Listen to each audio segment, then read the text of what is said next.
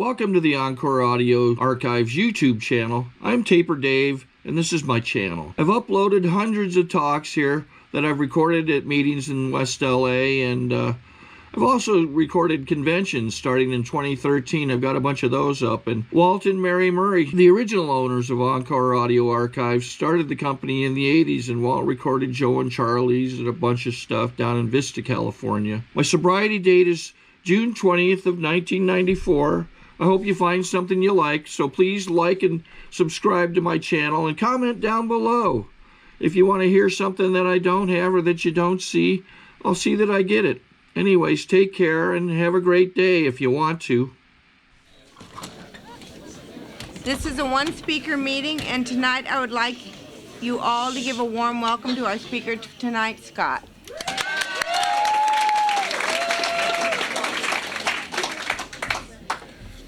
My name's Scott Redman. I'm an alcoholic. I want to thank the secretary for asking me to come talk. I want to thank my friend Walter for coming and hanging out with me, and I want to congratulate the birthday guy and all the CHIP people, and I want to welcome the new people, Alcoholics Anonymous, and it is an absolute pleasure to be here. There's a lot of people in the room who I just adore. I've had some very loved old friends in the room who really love me, and I really know that they do. And we've known each other a long time. And I've got a great job tonight. All I got to do is bring the good news. All I got is good news, if you're new. That's all I got. I got no bad news for you. I got one piece of bad news. You can't drink. The not drinking part's a moose. If it was not for the not drinking part, we would be a much bigger organization. I guarantee it. But it's the goddamn not drinking thing. It screws up a lot of people, and it's the weirdest thing anybody's ever said to me. When you want to drink, don't. Don't drink. Don't. Stop treating your craving with a drink. You've been treating your own alcoholism. Every craving has a beginning, a middle, and an end. An obsession doesn't. And if when the craving comes up and you treat the craving with alcohol, then you're treating your own alcoholism. If you accept the craving, if you accept it and don't treat it, you become available for what's going on here. And that's the flashpoint. That's when I drew closer to this power that I was introduced here. That's when my life opened up. That's when I drew closer to him and he revealed himself to me. That was when the fire started for me. And that's what I'm going to talk about tonight. That's the good news. And if you're new here and your alcoholism has been going below the horizon, it stops presenting itself as a real piece of business, and you drink again, no matter what you do, no matter what you say, no matter who loves you and who tries to help you, no matter how much you know about it, if it keeps sinking below the horizon, it stops presenting itself as a real piece of business, and you drink again, I'm here to tell you that that hasn't happened to me since April 22nd, 1985. And up until and including that day, I had never gotten any relief from that bizarre phenomenon, ever. Now, there were times when I didn't have to do it on my own juice, where I'd fall in love, fall out of love, some calamity would happen, some great thing would happen, and it would stay as a real concern. But the time and place would come where the underpinnings would just disappear and it would just sink below, and I would act in a way that was so baffling and so perplexing that it almost killed me. I was brought up in the Bronx, in New York City. There are two gentlemen from the Witness Protection Program in the back there. We always forget. Damn. My mom's still in the same apartment. You'd probably have to hit her or something to get her out of there. But my family, I was brought up in an insane situation, an insane family.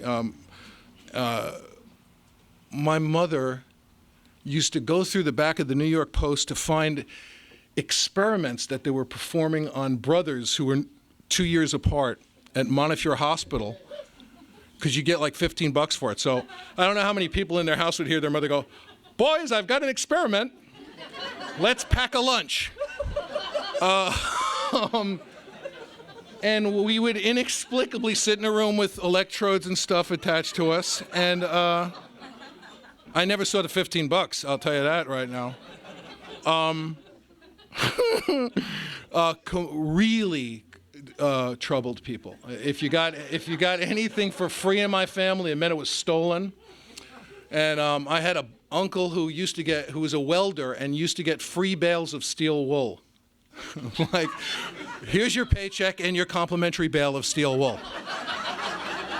And my Aunt Rose, his wife, took a decorating course and made throw pillows and filled all the throw pillows with the free steel wool. And I wish I was lying about this. These are my people. This is my genetic pool, and that stuff works its way through on you after a while. So when you were at their house, if you looked like the whole room was moving a little bit, you know, the whole room was like a pulsing, breathing thing. They were crazy people, and I had relatives who died in the. Wound up in the back wards of Grasslands Hospital, which, if you know New York, it's a place you never, ever want to. It's about as bad as it gets. And there was mental and physical abuse and chronic institutionalization.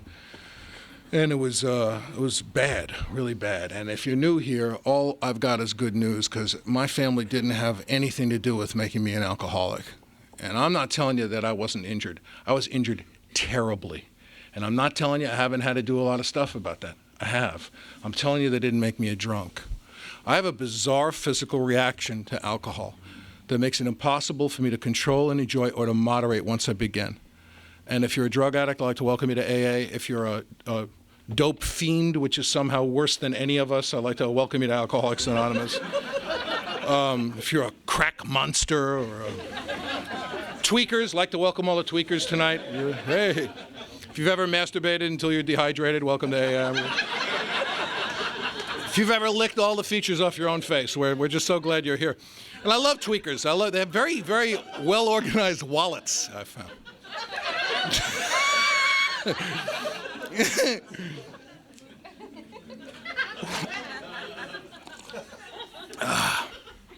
I'm not making fun of you. I'm coming close. But I really am not making fun of you, because I don't really give a crap what you've got. Just catch alcoholism. And it took me a long time to find out what it was. It took me a long time to get a diagnosis. And that's all I wish for you. I hope that you find out if you have it or not. I have this bizarre physical reaction to alcohol. And if you're special and a drug addict, try some controlled crack smoking. You know, just fill your mouth up with crack smoke and say, I'm not in the mood, and blow it out. And hats will fill the air. And that only happens in a certain class of people, this physical reaction to alcohol. And when it's coupled with what's referred to as alcoholic thinking, it's a horrible mix. And I still have this thinking. I have this terrible, terrible alcoholic thinking. And that's why I do more at 19 years in than I've ever done in an AA. Because if this thinking goes untreated, my alcoholism goes below the horizon. It stops presenting itself as a real piece of business, and I go mad.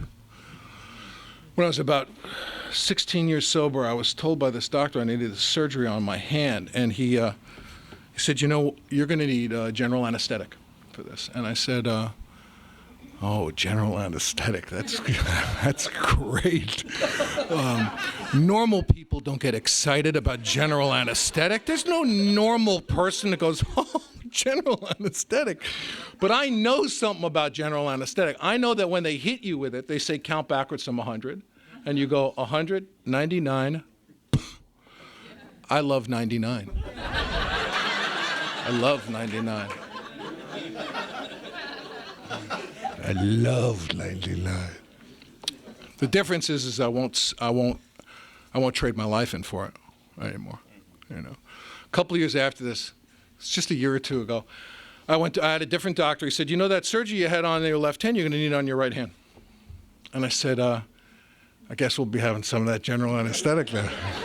And the doctor said, you don't need general anesthetic with this. And my first thought was, no, I need another goddamn doctor, is what I need. Now. So if I don't treat this illness, that thinking, it'll eclipse everything that's good in my life and eat my brain and my heart. And what happened to me as a result of having this thinking that kept driving me back to taking a drink that I just can't stop taking, I developed this cancer of the soul, this spiritual tapeworm that ate me up from the inside and left me hollow and insane and alone. And if you're new here, the architecture of that soul sickness is described in the 5th chapter of our book. And the architecture is described as resentments, the defects of character that feed them, fears, and sexual misconduct. And I'm sure that's great news for you new people, especially if you've been doing a lot of cocaine. Cocaine's very good for sex. It's good for sex if you enjoy sex from the Neolithic period, actually. And just makes for a pretty good sexual inventory. At any rate, resentment, fear, and sexual misconduct is what, in fact, plucked me beyond all help. There were a lot of reasons why I was not alcoholic when I came to Alcoholics Anonymous. I was not alcoholic when I got here. I caught alcoholism in AA meetings, but I was not alcoholic when I got here, for a lot of reasons. One, I'm Jewish. Jews don't drink, and they don't drink because it might dull the pain, and you don't want to squander any agony opportunity. In addition to the Judaism, I could not possibly have been alcoholic because I had been in psychotherapy for 18 years by the time I got to AA. I was going to be dead, but I was going to understand it. And I'm not putting therapy down at all. I've got no beef with therapy. I've used therapy plenty in sobriety. My colossal mistake is I was trying to treat my alcoholism with psychotherapy, which is like showing up at a gunfight with a knife once a week and just getting these colossal ass poundings. I mean, the idea of therapy, most Freudian therapy, if you're neurotic, I don't know if anybody has ever been referred to as a neurotic, but what a neurosis is you have anxiety, and then you come up with a resolution for the anxiety. It's not a good resolution. It's not. It creates more anxiety. So your solution is worse than your problem. That resonates. And it's bad, right? So you go to therapy, a lot of classical Freudian therapy, to uncover, discover, and unravel, to free associate, dig up the past, take a look at it, and share it, and come up with a better resolution for your anxiety. And millions of people do this. It works. Therapy is very popular, works. But I have alcoholism. I have alcohol. So I go to therapy. I feel horrible. Why? No, I was so drunk yesterday. I was too drunk to walk, so I drove. I'm so anxious. No. Well, what are we going to do about that? I don't know. Let's talk about it. Let's talk about it. What were you thinking just before you did it? Nothing. Nothing. I feel terrible. Why? Well, yesterday, I sharpened a hypodermic needle on the back of a matchbook striker and sucked some heroin up through a fluffed-up cigarette filter, and I slammed some dope. I feel miserable. What were you thinking just before you did it? Nothing. Nothing. Treat nothing. Treat it. Treat nothing. Let's talk about it. Because I'm telling the truth. I'm telling the truth. The room spun. My brain got too big for my skull. My mouth flooded with saliva, and I was loaded. I went out for a pack of cigarettes and wound up in Baltimore. That happened to me, and I was living in Manhattan. And it happened to me, Columbia, Maryland. It's true. Treat that.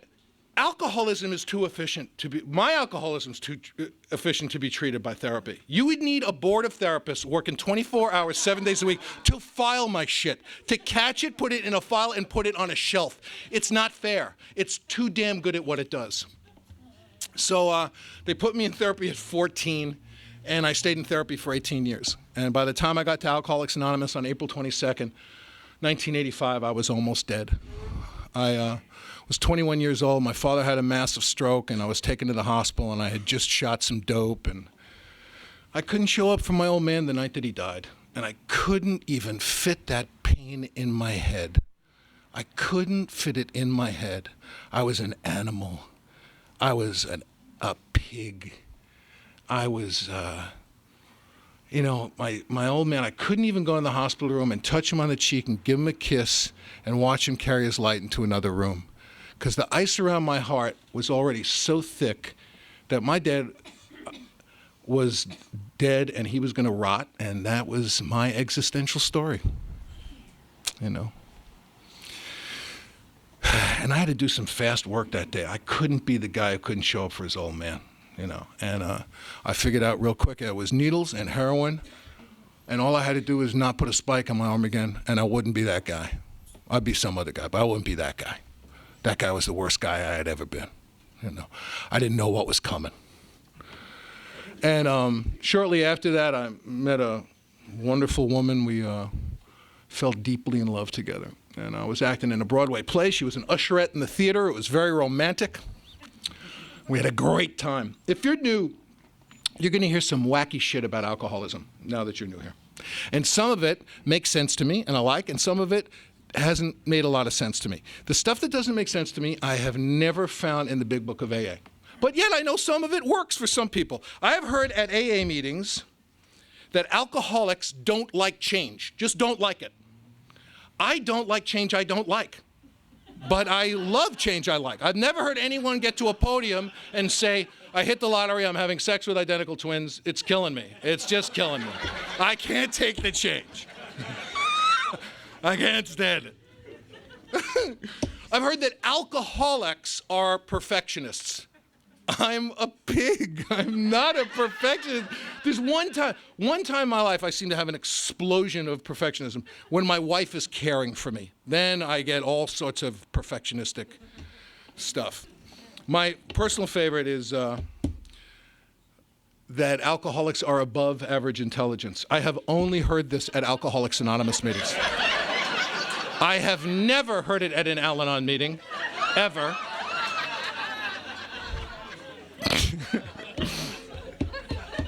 I love that one. Find that in the book, please. One of the most misquoted lines in the big book of AA is I've heard people say, my worst day in here is better than my best day out there. No. No. Let's see. A pound of cocaine in an all-female jazz band or a panel at the Clare Foundation. I don't know. What do you want to do? I don't know. That's a tough one. What the guy at the end of 3 says is, I wouldn't trade this way of life in. I won't do it. I won't live like a sap anymore. I won't settle for a nickel today when I could have a quarter tomorrow. I won't do it. That makes sense to me because, man, I had a great time out there. And Nancy and I had a great time. I was acting on Broadway. We were in our early 20s, living in New York City. It was fantastic. And Nancy started becoming very troubled from prolonged exposure to me, and she became very, very sick, and we became so crazy that at one point a guy lent us his car and we sold his car. And I will never forget this guy's voice on the phone as long as I live. He said, you sold my car? I lent you my car. That's like house sitting for someone and they come back and you're in escrow, right? and the alcoholic life becomes the only normal one. We were like proud of it. We're not going to borrow money this time. We're going to stand on our own 2 feet. She had tears in her eyes, At any rate, we had our beautiful son Micah, who was really welcomed into the world, and we were surrounded by friends and phone calls and, flowers. You know the deal, that great deal. It's the only good way to be in a hospital, And 2 years and 9 months later, when our son Jesse was born, no one came to the hospital, not even grandparents. It was so painful to be around us. We pressed ourselves on the people that loved us like a thumb upon a bruise. It was just, and it wasn't because people didn't love us. It was just too hard. And a doctor called me from Cedars-Sinai that night and said, Mr. Redman, your wife's down here all alone. The baby's sick. He's up in an incubator. Where are you? And I said, you know what? I can't find anybody to watch my 2-year-old son. And this doctor, who I had never met before, said, my husband's home. You can take your kid to my house and my husband will watch him for you. That's amazing. What an incredible thing. And I said no. I couldn't accept her generosity, you know. And now my poor son is stuck in the house with me, you know, with me insane, racked with guilt. I would have done better to take him down and leave him in the waiting room with a coloring book. At least he could have got the hell away from me. And, you know, little were we to know that this was going to continue for 3 more years. Our lives had gotten this small. And one of the reasons our family couldn't come down is we didn't have money to pay the doctor. We had conned the doctor into going through with the birth, even though they usually don't do that unless they get a check. It was all bad, you know. And in the next 3 years, it went from bad to horrible. By the time I got to Alcoholics Anonymous on April 22nd, 1985, my sons were 6 and 3. They were shattered. They were reading years below their grade level. They were cut off from the society of other children. Their small motor skills were screwed up, and there was nothing organically wrong with them. They were so scared all the time they couldn't put little tasks together. I hadn't read our book. I hadn't read about the warped lives of blameless wives and children. I hadn't read about what happens to friends and family. I didn't read about the lists in the 2nd and 3rd chapter of the book. I didn't know that when my kids either got pointlessly aggressive en route to a goal that was impossible to reach, or they just threw in the towel and said the alcoholic slogan, "What's the use anyhow?" I didn't know it. I didn't know that that was part of the rearrangement, part of the soul sickness that we go through. Oh, man. And this is where we wound up. Nancy and I started on Broadway, and this is where we wound up. This is a good morning in the Redman home. A couple of months before I got sober, I got into an accident. They took me to the hospital, and my blood pressure was 160 over 110. And this doctor said, "You know what? You're going to have a stroke. You need to lose weight." And I said, I agree. I would like to. But I drink alcohol and I smoke marijuana before I go to bed every night, so I'm not going to be able to. And the doctor said to me, why don't we prescribe some medication for you? And I said, what a country. And he prescribed chloral hydrate for me, which is a fast-acting sedative. It's a knockout drop. It's a Mickey, basically. And I love these knockout drops. I love them. So Nancy comes home, I'm eating handfuls of knockout drops and slamming my arms into the wall to keep myself awake to enjoy my knockout drop. Because you don't want to waste a perfectly good knockout drop. And I'm standing in the hall so I can hit both arms at the same time. And I'm eating handfuls of pills, slamming body parts into the wall. Social drinking, and until I just keel over, seize, and I fall down. Now I'm upstairs, and now I'm incontinent like the rest of the 33-year-old men in America, and I can't get out of bed because I got too much sedative in me. And this is a good morning in our house. I got up and wet the wall at one night, and my wife was like excited the next day. "He wet the wall. He's headed towards the bathroom. This is great, you know. We're really, it's progress, not perfection."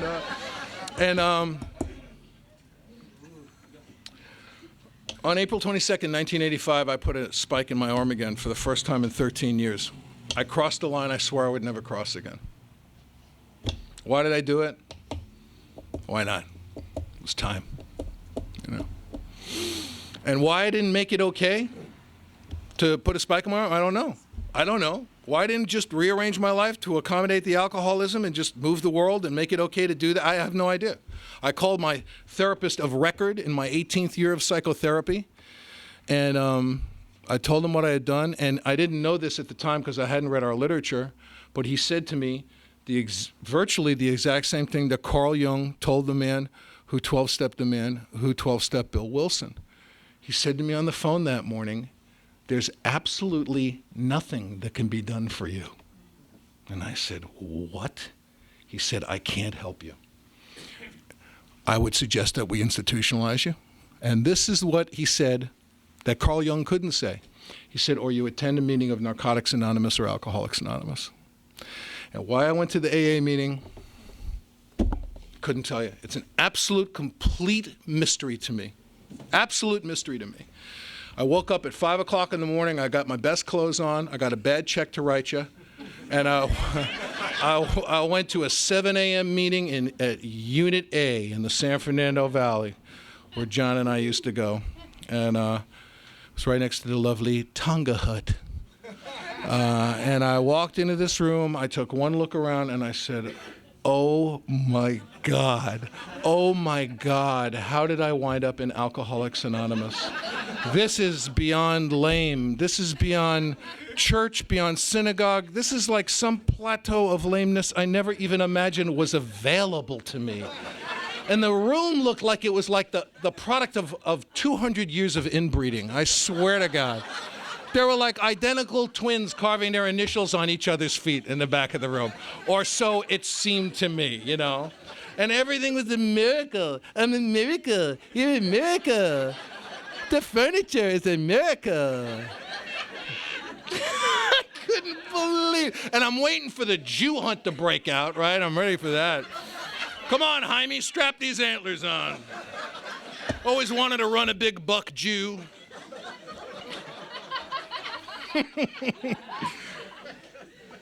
I hated and then the AA unsolicited information guy, he saw me after the meeting. You know him, right? He's wearing a belt buckle large enough to serve an entire fish on. Do I want what you've got? No. But thanks for spitting on me. I really appreciate it.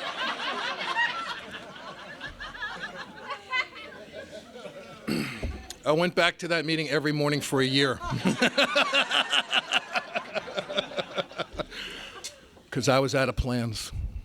You know, sometimes you hear people talk about coming into AA, kicking and screaming. I came into AA living a life of quiet desperation. I was a very tiny, horribly painful paper cut. My life was this tiny, pathetic, little, grotesque, diseased thing. And I was out of plans. If you're new here, I hope that you're out of plans. I pray for you that you're out of plans. If you're new here and you have a plan, it's probably a butte. Don't use your plan. Don't use your plan. Grab one of us after the meeting and tell us your plan. We want to know the plan. I have a favorite newcomer plan that's the most utilized. It's been my experience since I came to AA. It's the one more dope deal to set myself up financially for sobriety plan. That's out there, man. That's going to wind up on the soft literature rack eventually, I think. I stuck around AA for 6 months and enjoyed the gift of step none. My wife reached out to the Al-Anon family groups, and I don't need her to be an Al-Anon, but boy, I really benefit from it. And I want to thank this meeting for asking members of Al-Anon to identify and welcome them to the meeting. I just love it when it happens in our program. One of the most confusing and hurtful things to me as a newcomer in AA is I would go to a meeting now and again where I would hear people tell jokes about Al-Anon. And I'm not talking about good-natured jokes. We tell enough, good-natured jokes about AA. I'm talking about mean-spirited jokes. And until I stuck around long enough to find out that they were just ignorant, mean-spirited people, although I judge no man, who had absolutely no information or knowledge about the work that's done in the Al-Anon family groups. If they did, they couldn't possibly do that. Can you imagine going to a meeting and hearing people tell mean-spirited, ignorant jokes about Alcoholics Anonymous? My heart would fall out of me.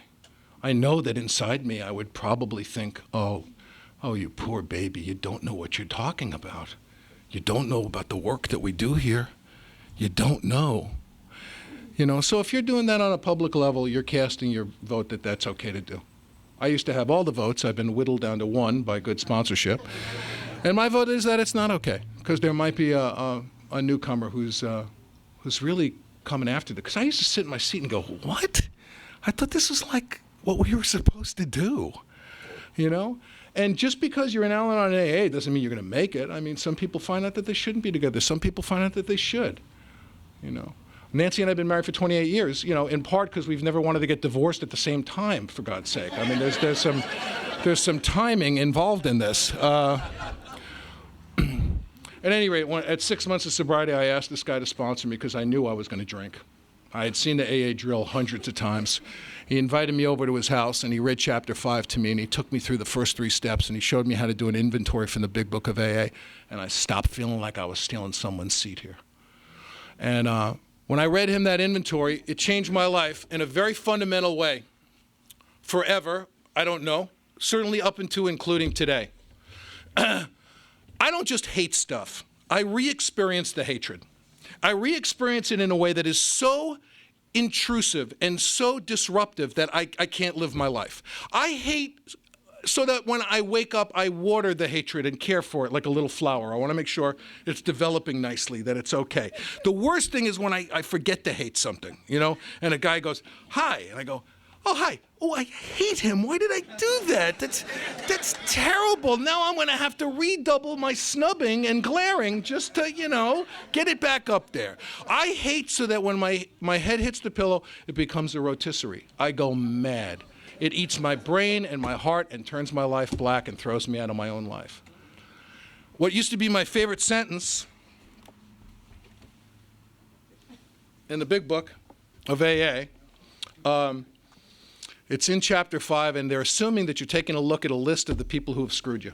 They're assuming you've written this list of how you've been wrong, and you're looking at the list. And the sentence says, the first thing that was apparent was that this world and its people were often quite wrong.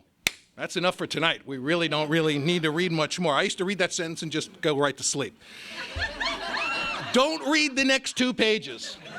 Don't, because what the next 2 pages basically say is, in pure form, they just don't argue with the drunk. They say, you're right, and you're dead. You're right, and you're dead. We're not telling you haven't been wronged, but we are telling you that you experienced this wrong in a way that is so injurious to you, you got no life, nothing. So when I'm reading my inventory, and I was brought up Jewish, went to religious school when I was a kid, I was shown these horrible movies about concentration camps. I had a lot of nightmares when I was a kid. I grew up in a section of the Bronx where you got your ass kicked for being Jewish. I had a lot of baggage, a lot of bad stuff. And I read a resentment to my sponsor. I read, "I'm resentful at Nazis for slaughtering Jews during World War II. It affects my self-esteem, pocketbook, ambition, personal relations, and sex. What are the defects in me that if God would remove the resentment would be gone? Blue skies, magic wand. God's got a magic wand. He comes and touches me on the head. What poison is it in me that if you took away, the resentment would be gone? Let's try this. Nothing. How about nothing when it comes to Nazis? Selfishness, self-centeredness, that we think is the root of our trouble. Driven. Driven doesn't mean nudged or influenced. Driven implies under the lash of, in slavery to. Driven by 100 forms of fear, self-delusion, self-seeking, and self-pity. I step on the toes of my fellows. They retaliate seemingly without provocation, but invariably, which means without any exception and no loophole every time, we found that we've made decisions based on self, which later placed us in a position to be hurt. Bullshit. Not true.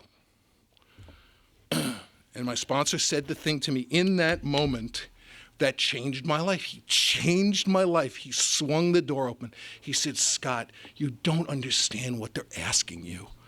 They're not asking you if the event was your fault. They're asking you if the resentment was your fault. Was this event your fault?" I said, No. He said, "Is the resentment your fault?" Every time, without loophole, without any exception. Because if you were a normal person who was not spiritually sick, I'm not saying you'd like Nazis. I'm saying maybe you'd work against Nazis. Maybe you'd give money to organizations that fight them. Maybe you'd do all sorts of interesting, creative things. You know? But what has happened to you? You're a grudge holder. You're a hypocrite because you're prejudiced. You're not living in today. You're not trusting in God. And this was the worst for me to admit. I was an opportunist, and I was filled with self-pity. That was just awful, awful to admit. And I want to tell you, it freed me. It changed my entire life. Now, I want to tell you, are some of the events my fault? Yeah. Yeah. Are some of them not? My resentment against my aunt for abusing me when I was a kid? Event not my fault. Now, somebody else might say, well, Well, if a 3-year-old does A, B, and C, and D, then they deserve E, F, and G. Not my deal. Not my deal. If you're 18 times the size of somebody, you have no right. That's just my deal. That's just me. Was the event my fault? No. Was the resentment my fault? Every time, with no exception and no loophole. And this opened a way of life to me that has been, nowhere in the big book of AA does it say the road gets narrower. I understand what people are saying when they say that, but I just don't subscribe to it. The big book of AA says, join us on the broad highway, become part of the great reality, the big idea. Help join us on the firing line of life. Help us to pack things into the mainstream of life. It just talks about life being more inclusive, not exclusive. It just talks about it getting bigger and sexier and more robust. And call me a nut, that's what I like, I did this inventory, and I had to address my inventory as my spiritual task because I didn't know what I was going to do to make amends to my sons and my wife and my dad. I didn't know, and I was blessed with a sponsor who wouldn't tell me. He wouldn't tell me what to do. And so I had to do stuff like show up for my kids and advocate for them and go to their school and sit down with teachers and say, my boys have been very ill, and they've been very ill because they've been living with me, and I've been very sick. Can you help us? And no one ever said no. They got special ed classes, and the teacher there said, get them in music and sports, and let's see if we can get some of the big motor stuff, maybe affect some of the small motor stuff. Jesse wanted to play drums. And I didn't have any dough. But I'll tell you what I did. I went to the music store and I bought him a drum pad because that's what I could afford. And here's the deal. My kid needed some and wanted some, and I backed him up. That was just gigantic. Drum pad's a piece of wood with a piece of rubber and a couple of sticks. And I went back to my home group, to these guys who loved me and were interested in me and were interested in my family, and I told them what I did. And like within a couple of weeks, the AA drum set showed up at our house. There were a lot of burnout drummers in our group at that time, and guys are coming over with these Megadeth drums, and Jesse had a drum set. When he sat behind it, you couldn't even see him. And a couple of years ago, my sons played the House of Blues on the Sunset Strip, and they burnt the dump down. Burn it down. Packed house, 800, 900 kids, elbow to elbow, playing hip-hop music, and just killed it. And over to the side with this weeping bunch of middle-aged alcoholics, and it's their AA and Al-Anon aunts and uncles that have been following them around for the past 18, 19 years. And that's just what's happening in our house, Some years ago, we got caught in the Northridge earthquake, and we got injured badly. The house got creamed, and I got a bad physical injury, and it was really bad. And shortly afterwards, we were at an AA function out of town, and this woman who used to live in L.A. came up to me at this function and said to me, geez, I'm so glad God got us out of L.A. before the quake. And I said, oh, so he likes you. He likes you. But we're shit. But he likes you. That's so great. And she said to me, I guess he just felt you had some lessons to learn. I'm out of here, babe. I'm gone. I'm out of here. I can't stay sober in that world for a minute. If I got a guy up there saying, get him, get the Redman boy, get him. No evacuation plan for you, Jew boy, get him. Get him. Turn his wife to salt. Kill his goat. Put a finger in his eye. Get him. Smote his ass. Smote him. Smote anyone he talks to. I used to sponsor a guy who had a really tough time. He got sober. He was living on the floor of his crack dealer's apartment. He came to my home group, and he made a beginning, and he was one of those guys, when your group gets behind a guy, or a gal, and they're really rooting for him, and you see him just coming back from just miserable stuff. And he was a great guy, and he got a job as a waiter, and he was making a beginning, and he came to me, and he said, I met this woman a couple of months ago, and she's pregnant, and I want to marry her, and have the baby. What do you think? And I took a deep breath, and I did what I've been taught to do by my sponsor in AA, which is I didn't play God with him. I said, what can I do to help? What do you need? If you want to have the baby and get married, I'll be the best man, and if you don't want to, I'll lend you money and give you a ride. I'll do whatever you need me to do. And they had the baby, and the baby was born very, very sick on death's door. They were rushed to the hospital, and the baby was put on one of the most intrusive things. It's called an ECMO machine. I won't go into the details of it, but it's really awful. And you know, to go into neonatal intensive care, you got to be a member of the family. So his family showed up, 6'6" Ethiopian guys, small Asian women, overweight Jewish men, and you know, the AA Army showed up. You know, and the nurses would people would come in, they go, don't wait to lie, just go in. You know, and you know, it was this unbelievable thing. And there was a little girl named Rachel Wang. I don't know if I'll ever forget her name. This little baby that was next to my friend's baby. And Rachel took her light into another room. And my God didn't annihilate a baby and save another one. I don't have that God. I can't live in that world. I believe in the big book of AA. I believe the mystics. I believe St. Thomas. I believe that God is absolute and complete mystery, that to know God is to not know God, that no one can fully comprehend or define that power, which is God. And every time I ascribe an intention and a personality to my higher power, I make them small. I cut the ring on myself. I make my world really little. And I injured myself that when I came into AA. Because you see, I can't stop drinking. But I went to that meeting and I hung out with those guys and I didn't drink. And this miracle happened to me. And I didn't drink. And I misidentified them as the source of the power. And on my best day, all I can do is reflect a little of it. On my best day. And my God expects me to do my job if Nancy and I stay together or we don't. If my job is to show a guy how to go through a sober divorce or stay married sober. If my job is to show a guy how to stay sober through the annihilation of a child or to have the kind of experience I'm having with my children. My God isn't, that would be a very small God to me. If I had a God saying, well, let's key your car. I think it's boils for you. You're due for a rash. It's like it's a dispensary of horror and glee.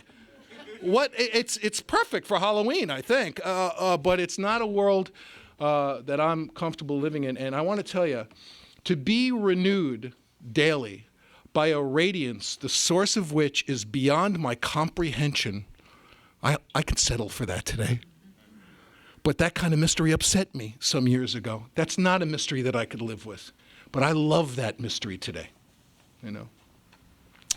I used to be confused with me, and I know people have different views of this. I'm going to share my view and my feeling. It's been very comforting to me. I used to confuse my faith and my beliefs, and today they're not the same. My beliefs are great. I believe in them, and they make me feel good because I believe them. Faith for me is the perfect expression of step 2. It's the willingness to expose myself to the truth despite the consequences. And I want to tell you, if you're new, if you're not drinking, you are doing that.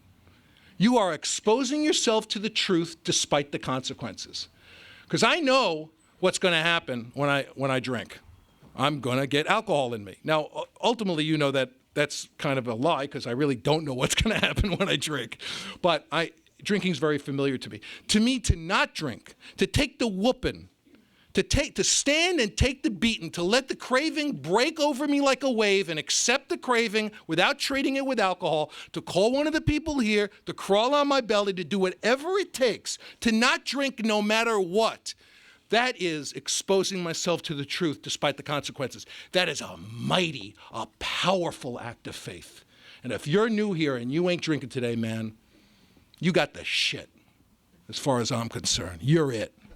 You're it. It doesn't get any better than that. And I've been speaking to people in the last days who don't have that. And I don't know why.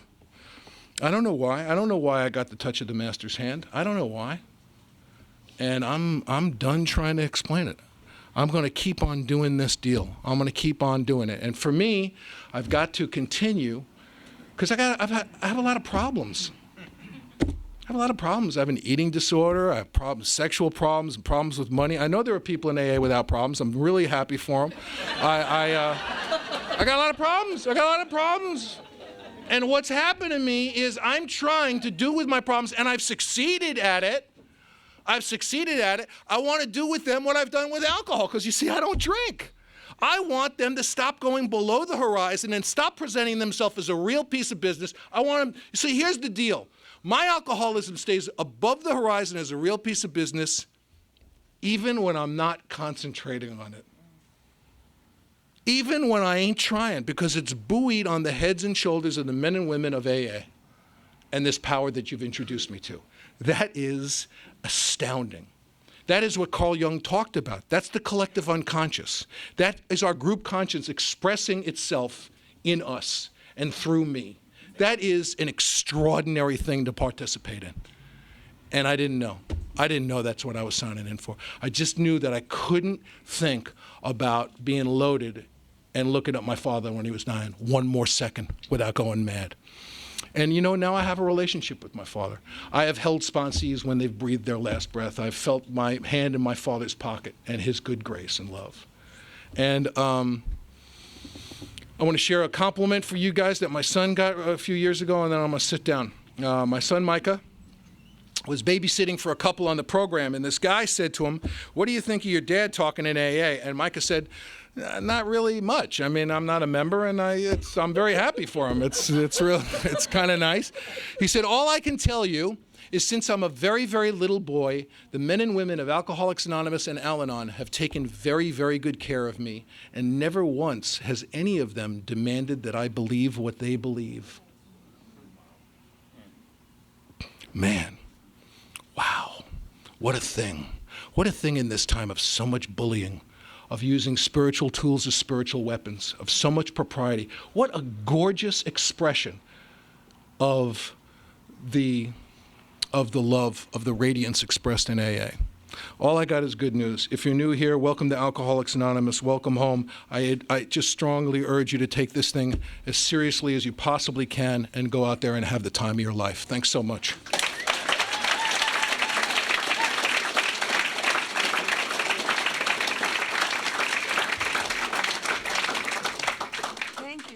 Sorry to interrupt your viewing. Taper Dave here. Just wanted to take a second to ask you to like and subscribe to my channel. Let me know if you like what you're listening. I've got some very good talks here, and this one's a great one. Just curious, do you think this is better than Zoom? Tell me what you think.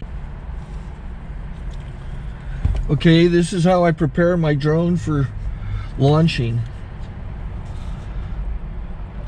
I like to do it inside the cab of my truck so I don't not standing outside in the weather. To install the joysticks for control, up and down, right and left, powered on. I have an Android phone that I use to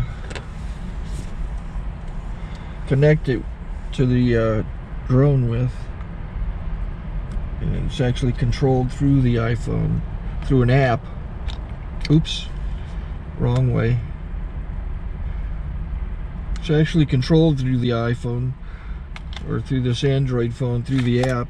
It's actually controlled through the Android phone, through an app, and you connect it through this short connection right here.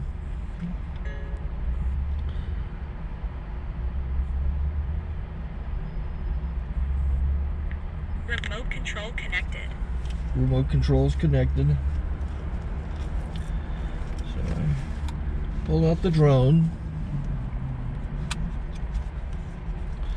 I have to extend the legs. Long legs extended first, then the short legs. Remove the gimbal protector. Set that aside, then power it on one short burst, then one long burst. I lay it down. So I have to go to calibrate. So the drone's not connected yet. It shows you here as this drone gets disconnected, even though the remote's powered on. So the drone has to establish it's connected. So I go into the app to calibration mode. First I'll calibrate the remote controller. Start calibration. Out. in, oop, out, in, up, down, and then this little wheel is to control the gimbal. So it's calibrated. Go to gimbal calibration, start calibration, and then it calibrates the gimbal. I don't know if that shows up. The gimbal's moving all over the place. Changes, you can see it on the video.